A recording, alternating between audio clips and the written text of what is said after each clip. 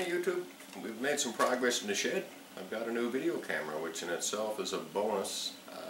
I was getting tired of still pictures anyway. Making some progress on a couple of projects. I'll show you how the angle plate is going now. Both top and bottom plates have been sized. Some layout on them for positioning.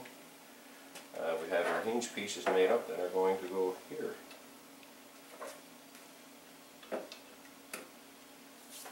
So we've got some holes to drill and countersink, and we're going to make an adjustment on this side to allow to zero the table horizontally. More on that later.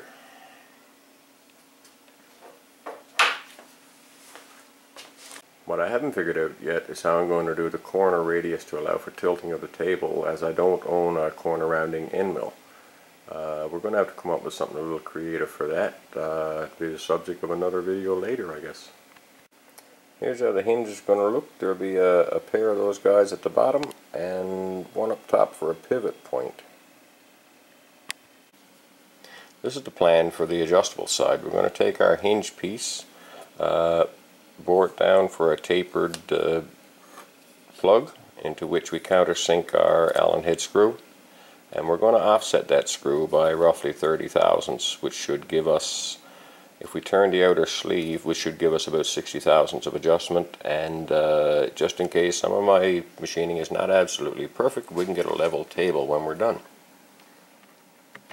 I haven't put a whole lot of thought into the adjustable arms yet, but no doubt we're going to go with, say, a slotted flat bar style, hinged here with a slot, so when we pivot up the table we can lock it in place.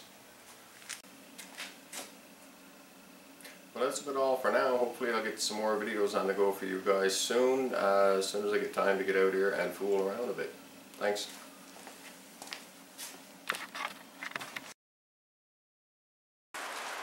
Welcome back. Figure I'll take you on a small tour of the shop today. You can see what's on the go here. This is my King 1440 lathe, about a year old. Upgrade from my old Logan 11-inch that was 68 years old. It's a lot better setup for sure. A few tool post holders. A quick change. Oh, the chucks are back here on the wall. Chucks and face plates. We've got her outfitted with the poor man's travel dial. When you're not using it, it just slides along. When you want to use it, tighten on the clamp.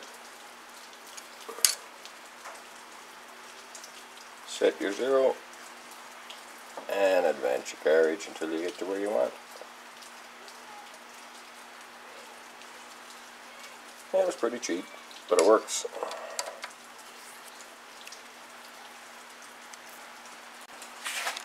I have both BXA and CXA tool posts, so in case you have a little work to do, we can put on the small post.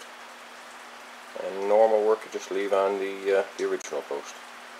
Next to the lathe we have our bench grinder, drill press, and a homemade disc sander. And moving on around here, the typical 4x6 bandsaw. That one's pretty old, still works good. And a Rongfu copy mill. The vise is a little big, but I always had a Bridgeport in mind when I bought it. Tooling on shelves up above, and some in boxes. Space is limited, so limited to what we can store in here.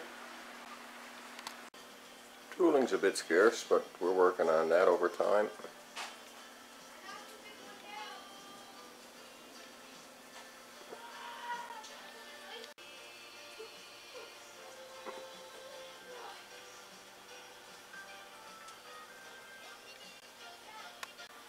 What do you think? Too big? I'm not sure. Just need a bigger mill.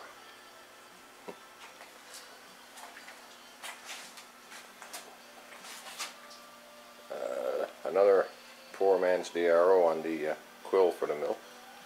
This is a worthwhile upgrade. I've got it all fit in a small shed. It's 18 by 20. Not tons of room, but it does the job. The other half of the shed is pretty much the junk room. It's where we keep our compressor. And there's a lot of parts. There's a welder back there somewhere. There's a Miller Dial R250 back there. My toolbox. I was a mechanic for a lot of years, and you amass a few tools. A few woodworking tools in the corner, bolt cabinet.